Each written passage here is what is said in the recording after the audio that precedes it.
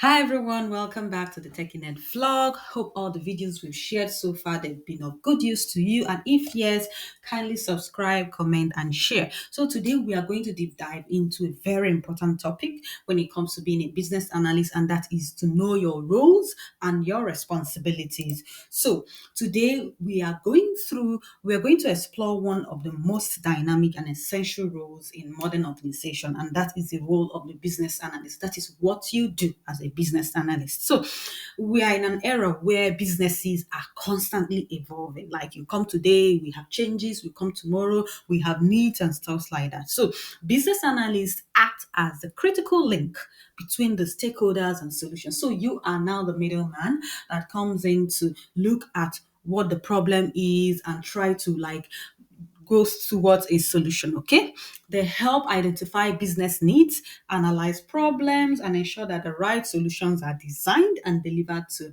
add real value. So you come in and they tell you, oh, this is our need, we are lacking this, or you notice a gap in business.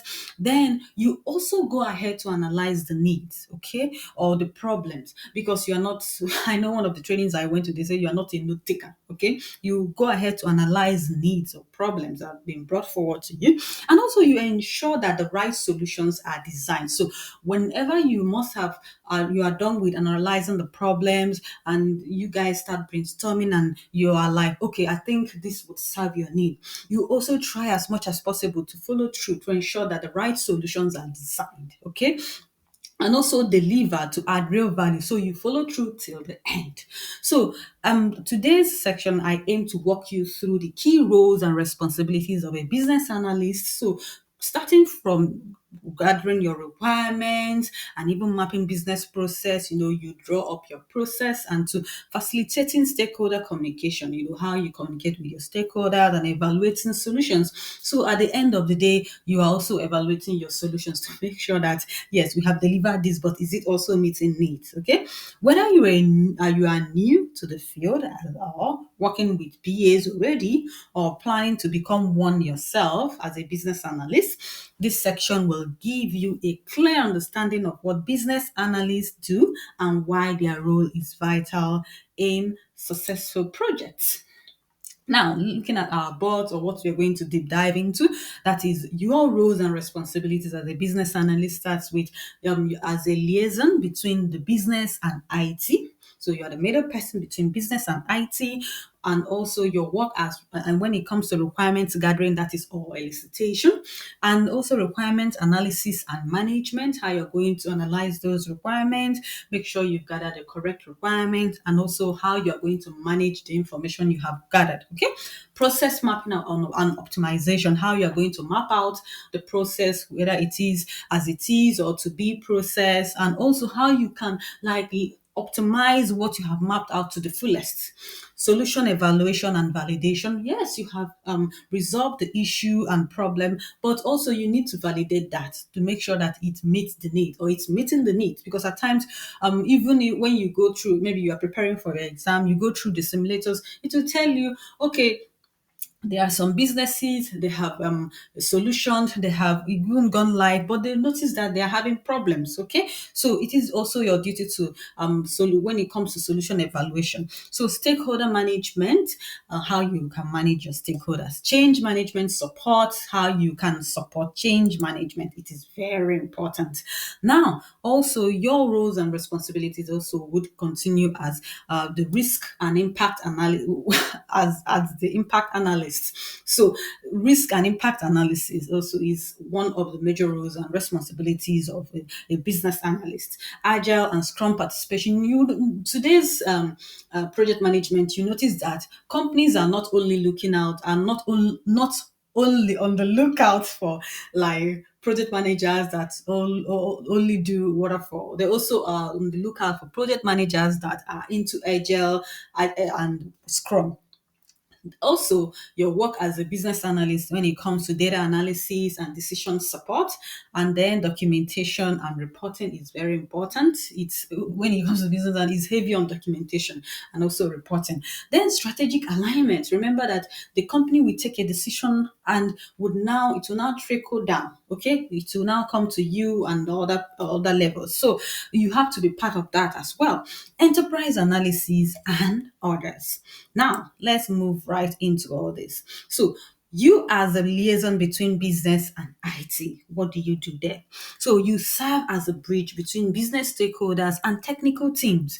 So, like for example, you know that when it comes to your stakeholder analysis, they will tell you that you need to come down to the level they would understand. Okay, so you are the middle person between business and IT. You know, you have those that would be developing the system, those that would be the architectural team, and all whatnot. So you are the middle person between your stakeholders, and your stakeholders are those that are bringing the need to you, telling you, oh, we need a system, or maybe we need a chatbot, or we need a system that will help us to report on this or that, or monitor this and that. Okay, so by the time they explain all this to you or let you know their needs or the gap in the system, you are now going to take it to the IT. And at times you even have to like have a meeting between business and IT and stuff like that.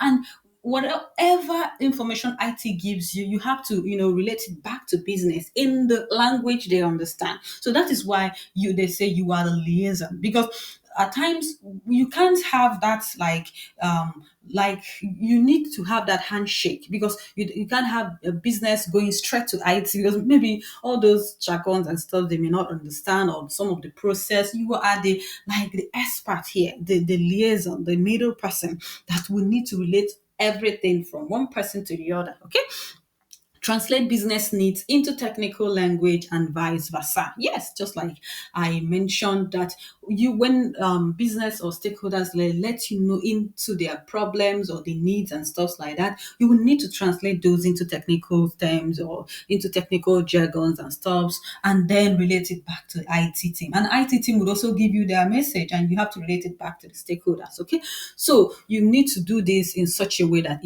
there will be a flow of communication. Then also ensure mutual understanding and alignment across departments. Make sure you have everyone on the same level of understanding, okay? Everyone flowing the same way. Now, you also have to, you gather your requirements or elicitation.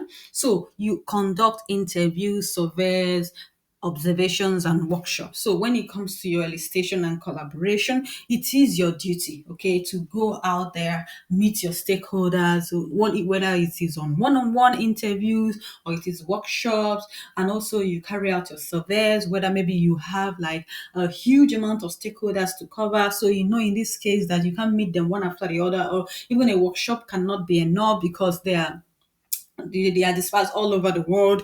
So you may have to maybe consider doing a survey. And another thing is there are some situations that you have to go to the field to observe what is going on. Oh, your stakeholders will tell you are having problem with this system and stuff and all whatnot. So you have to go into their offices, sit with them, observe what they are doing, so that you get an understanding of their problem. Okay, and also you have your workshops. So now also it is your duty or your role to engage diverse stakeholders to identify, clarify, and prioritize the requirements. So now you are a critical thinker, you are an open-minded person, and your duty also is to engage diverse stakeholders. So that means you have to understand culture, you have to be observant, to engage with stakeholders from different parts of the world, whether in terms of language or in terms of culture and stuff or whatnot. And you also have to identify issues, because at times stakeholders will tell you, okay, we have this as an issue, or we have this as a problem. You have to analyze it, and you have to pinpoint the actual issues, or the actual issue, or what is wrong in that system. Okay, now also you clarify. For example, you are gathering your requirement, and you already gathered your requirement. You now have to go back to your stakeholders to say, okay, we've gathered this.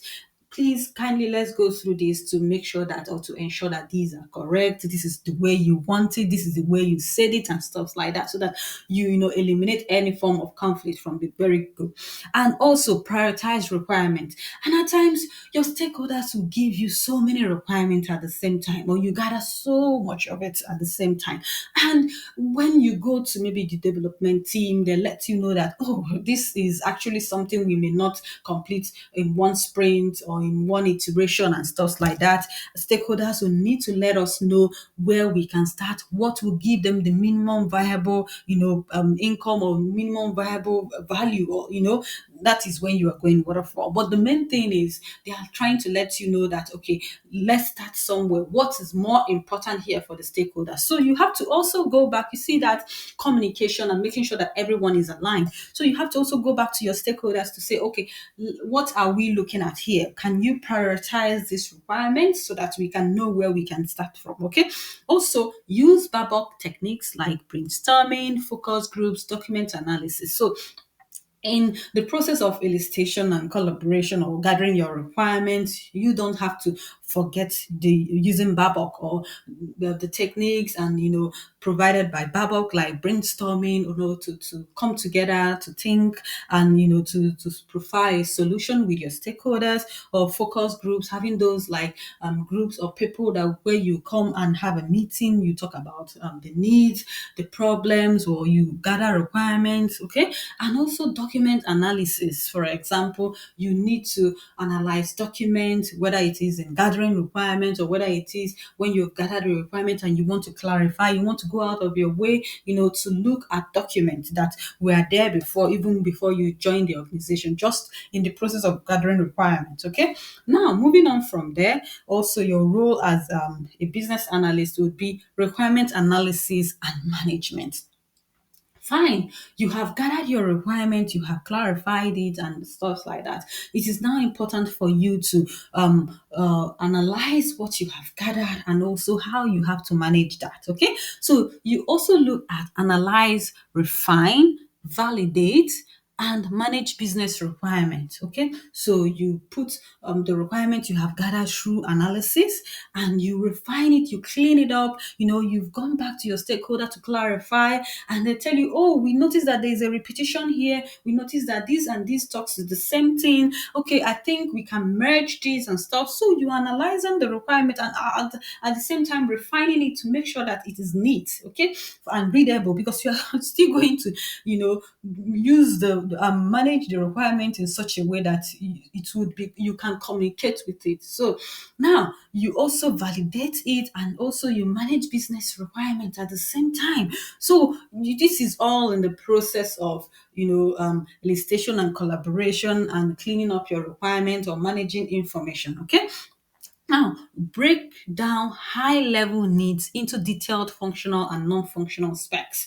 So, you have your functional requirements and non functional requirements. I think I did a video on that, but just to give you a brief on your functional and your non functional requirements. For example, when you need a system to, for when someone is logging in and you need them to have access to a page or the other, or you need them to, key in their password or the other, that is your functional requirement. But you're not functional. It's telling you that when the same person is logging onto the same system, you need them to have access to it immediately.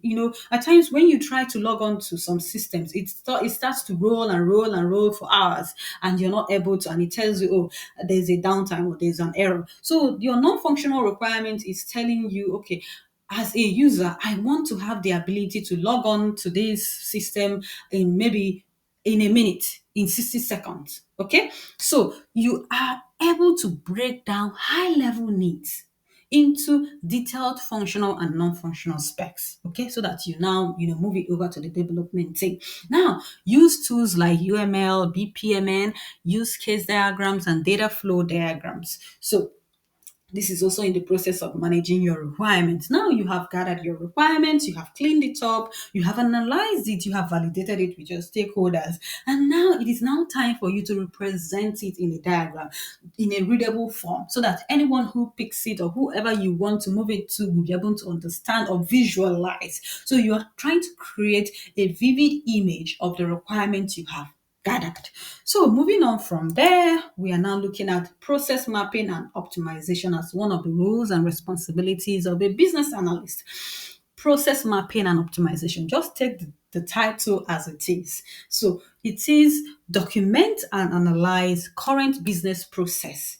I would also go to the second and the third, then I would explain process improvement or future statement models, then support continuous improvement and operational efficiencies. So now, when you have elicited your requirement and you have collaborated with your stakeholders, there will be a part whereby you look at the current state as it is, then versus the to be processed. So now you are trying to bring whatever you have collected. Because, for example, when you are trying to collect requirement, in some business analysts do it this way.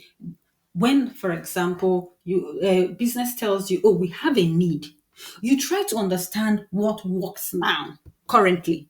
Okay, you need a website that would allow your stakeholders to come and make orders, purchase orders, okay, maybe online orders. And you notice that at the end of the day, you have to calculate your finance on a spreadsheet, on Excel. Okay, that is what works now for you. But they are telling you that we now need the ability to pull the accounts from the website. That is to be processed. So when you come in and business tells you that, oh, we have a system that does this, but we need it to do this for us. As a business analyst, your work is to break down to the to as it is process in a diagram, maybe in a flow, so that you get the visualization of what works now for them and what they would need it to do. So you are first creating, okay, the as it is process on a diagram. Okay, when you order, and at the end of the day, this is how we calculate the amount at the end of the day.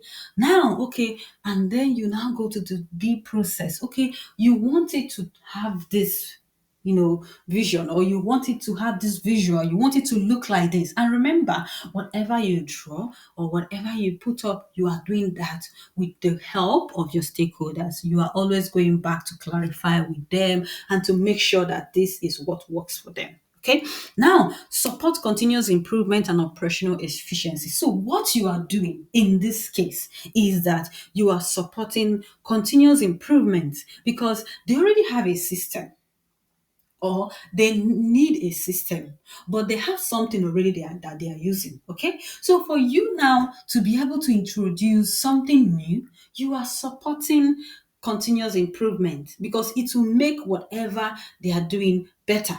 It will help their manpower. It will help the citizens or those customers using the system to be more efficient and stuff like that. And also operational efficiency, because this is work in progress. This is already like they're already making use of a system, but you are coming in to help them improve what is already in existence. I hope this makes sense. So continue with the roles and responsibilities. Solution evaluation and validation. So when it comes to solution evaluation and validation, you as a business analyst, you have to evaluate solution proposals and prototypes for alignment with business goals.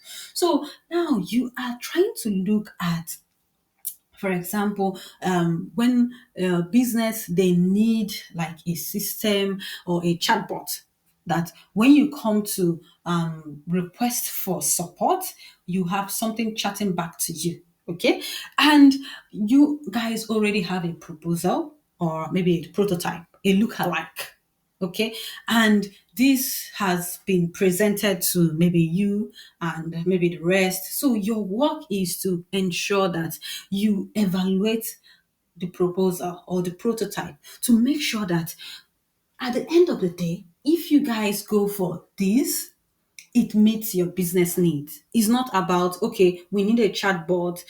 You are bringing in a something else, maybe something that will send a notification. It hasn't met business needs, because what they want is something that is 247. Whenever you come online, the AI will chat back to you, help you, navigate the system and stuff like that. So your work is to make sure that whatever is being proposed or being presented as a prototype by the IT, then it meets business needs. Now, support QA, that is quality assurance team, UAT, user acceptance testing, and validate the uh, business needs are met. So now, your work doesn't stop at collecting requirements and all whatnot. You also go through the process of supporting the quality assurance team, the testing team, and also the UAT process. And even at times, you are the one doing the UAT with business. You are also the one creating all those test cases and putting up monitoring on your DevOps and all whatnot. So you are trying at this point to make sure that the solution or what has been presented to business works as it is, or as they say it works. Okay. So you are not just leaving business to test, you are also supporting the process of testing. Identify gaps, issues, or impact early. So you have to be very sensitive and keen when it comes to information or little details. So even as you guys have gotten to the solution part and all whatnot, it is also your work to make sure that nothing is missed. You call out gaps or issues or impacts early as much as possible. So what I do is, as I'm testing, I'm always like flagging stuff, because you have to be transparent with all this, okay? Stakeholder management. Oh, it is your work to manage stakeholders. Now, identify key stakeholders and analyze their influence or needs. Even from the very get-go, BABOK will tell you that, oh, it is your duty to identify your stakeholders. You know your primary or secondary stakeholders. You know how they want to be communicated and all whatnot. Now, build consensus, resolve conflicts, and keep stakeholders engagement throughout the project lifecycle. Make sure you have your stakeholders very close. Make sure you are always communicating with them. Make sure that they are not in darkness and stuff like that. Know how they want to be communicated, either email, engagement, over a call, and all whatnot. Okay. And when you do all these things and when you are transparent, it helps you to reduce or prevent conflict as much as possible. And when you do your liaison work well, when your middleman work well, you help to curb or to reduce conflict or misunderstanding as much as possible. Facilitate collaboration between SMEs, subject matter experts, users, developers, testers, and sponsors. So you have different stakeholders. You have your subject matter experts, you have the users, you have the developers, you have the testers, and you have your sponsors, you have people from the organization, even you have observers. So it is your work to facilitate any collaboration, whether it is just your check-in meetings, whether it is your scrum, daily scrum, whether it is your planning, and whatever. It is your work to facilitate those meetings. And when you have to facilitate meetings, you have to prepare for it. Now, another important factor here is your change management support role or responsibilities. So when it comes to introducing a change or a new thing into the system, it has so much to do with change management. So you assist in change readiness assessment and impact analysis. So first of all, when they tell you, oh, there is a need, we have a need, you have to do an impact assessment. You have also to do a readiness assessment. How ready is the organization? Are they aware of project management? Are they aware of business analysis? How much aware of are there when it comes to the fact that we need this change to happen? Do they even want the change to happen? So that is your readiness assessment, okay, and so much more. And also impact analysis. When we bring in this change, how would it impact business? How would it impact other systems or other groups or other departments? You need to do that. Then help prepare training materials and user documentation. So when you are bringing in change, you need to also analyze or also prepare for your trainings and also your user documentation. That is very, very important, because at the end of the day, they need to lean on something, that would direct them or help them to navigate through the new system. Then work with change managers to smooth transitions for end users. When it comes to working with change managers, communication is very, very vital.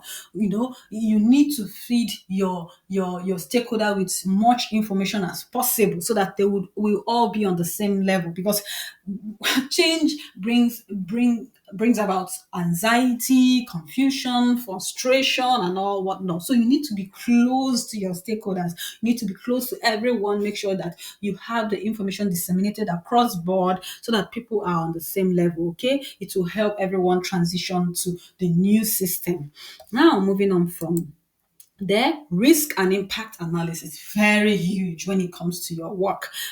Identify potential risk related to business or technical changes. So now, when you are even introduced to the need, you are thinking about risk. You are thinking about impact analysis. You are like, okay, if this happens, what happens? For example, you guys are supposed to start your development at this date, and few weeks you notice that you have a blocker. It's already a risk. Like, it's already like an issue. Okay, I think there's a difference between risk and issue. So yeah, there is a difference actually. So you're already thinking about, okay, I see a risk. Is it going to be an issue for us? Okay, what is the impact? So your tentacles they have to be up. So identify potential risk related to business or technical changes. And for example, if there's going to be change in budget, a change in time, change when it comes to maybe business is telling you we need this change, like we know we have collected requirement, we signed up on it, but we notice that we need this, is a risk.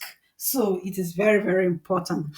Evaluate cost benefit of proposed initiative. So whenever there has to be a change in time or whatever, you remember that there would be a cost. When there will be a cost to it, okay, and even when it has to be like evaluate cost benefits of proposed initiative. The initiative also is coming with its own cost. So you ask yourself, or you try to have this conversation with business. Okay, you guys need this change, or you guys need this actually. Look at the what Let's look at the cost benefit. So if it's going to cost us this to do this in some years down the line, how much will it bring back to business? How much will it bring back to you? So you calculate it and you weigh how beneficial it is if we are going forward with this. Or you notice, is there a workaround, or maybe what you guys are doing now that is working for you, maybe you guys should maybe stay with it. If it's going to cost us this huge amount of money and at the same time no return on investment. Now, recommend risk mitigation strategies. Very important. Just like I said, if it has to do with time, budget, and maybe change management and stuff, you have to profile like risk mitigation strategies. How do we mitigate this? Is this something we can accept? Is this something we can transfer and all whatnot? So Agile and Scrum participation. Just like I mentioned earlier, you notice that most organizations now, they are not just about project managers who are like maybe Waterfall. No, they also want project managers who are Agile. So you have the idea of Agile, you have the idea of Scrum, so that some projects that are huge, you can break them down so that you do them in small iterations. Okay, act as product owner, proxy, or work with product owners. So you are able to act as a product owner or even work with product owners, even as a business analyst. Write user stories, manage backlogs, participate in sprint planning and review. So whichever style or whichever ever way or method that comes forward, you are able to adapt. Okay, so you are able to write your user stories, you manage your backlogs, you participate in sprint planning and reviews, then facilitate agile ceremonies where necessary. So I remember when I was working as a Scrum Master, at times I'll have to be in the other team. My business analyst would have to also help me facilitate stand-ups. So, at times it's duty calls, so you have to, adapt. Data analysis and decision support, very important. So analyze data sets to discover trends, root cause, or business insights. So you are able to analyze data, you are able to look at trend and your trend analysis, you are able to look at, okay, maybe we notice that we usually, experience this at this point. Okay, let's look at old data or historical data to see if this was an issue at any point in time. So it is also very important that you are able to, analyze your data. Use tools like Excel, SQL, Power BI, Tableau for analysis and visualization. Just telling you are able to use these tools to analyze your data. And also help support data-driven decision making. So at the end of the day, you look at your data and you see your trend analysis, and you're like, okay, since this is going this way or we are getting this result, maybe it is better for us to go use this method, or it is better for us to go with this result. Now, looking at documentation and reporting. When it comes to business analysis, it is heavy when it comes to documentation and report from the very first get-go. Getting up your maybe your SharePoint, if it's SharePoint that you guys are using, or if it's Confluence, or whatever, or Sana that you guys are using. You get that up, you add your team members, you start, getting your briefs, you're getting your project plan, your timeline, all those stuff, analyzing your requirements. You have to throw it in there. So it's heavy when it comes to documentation and also reporting. Very, very important. Your monthly reports, your weekly reports, your analysis, or whatnot. Now, maintain accurate documentation, BRDs, FSDs, SRS, RTM, SOPs, and all whatnot. Create dashboards or reports to communicate status and insights. So you have to be close to your stakeholders. You communicate with them as much as possible. Some would make it easier for you. Some stakeholders will be like, oh, I'm fine using SharePoint, I'm fine using a Confluence and stuff. Just put it there and tag me. Some will tell you, okay, can you download it and send to me? I don't, like technology and stuff like that.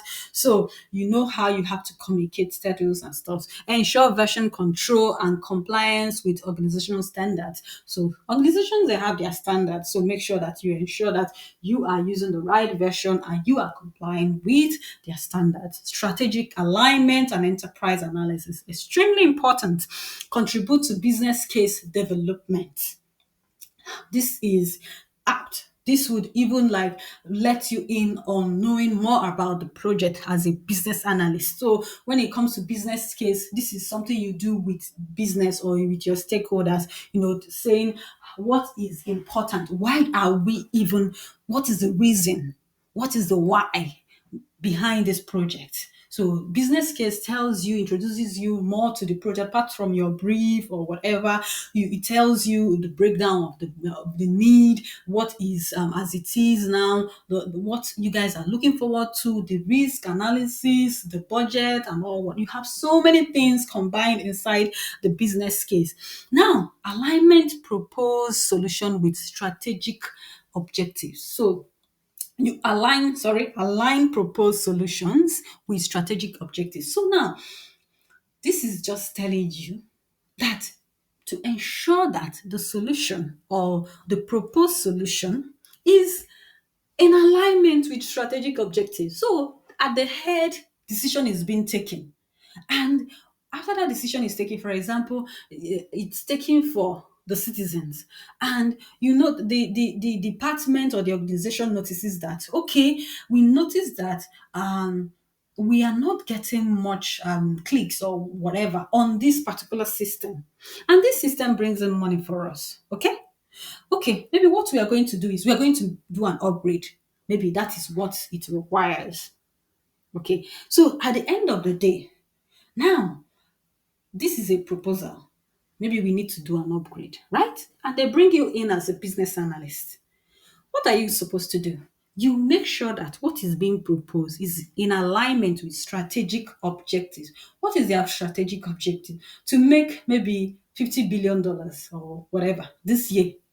Okay, so you are looking at the system and you're asking yourself if they do this upgrade, you're analyzing it with the IT department. If this upgrade is done, will it bring in this amount of money for this organization? That means, is it in alignment with strategic objectives? Okay. Now, identify new opportunities for innovation or market advantage. Just telling you that continuous improvement, optimization and all whatnot. So after you must have solutioned, after you must have maybe done all we need to do and business is using the system, you are also looking at the same system to see, are there new opportunities? Are there things we can do more to improve on the system to bring in more money if that is your strategic objective? Or for maybe some, when it comes to Agile, they'll tell you, are there new changes in the market that looking like something we can plug into this system to give us more advantage, over our competitors and all whatnot. So in conclusion, a business analyst play a multi-dimensional role in today's project. So combining communication, problem solving, data analysis, and strategic thinking. Whether you're working in agile, waterfall, or hybrid environment, mastering these roles and responsibilities is essential for to your success. And yes, I hope this was of great use to you. Thank you so much. Don't forget to subscribe, drop a comment, and share. Bye.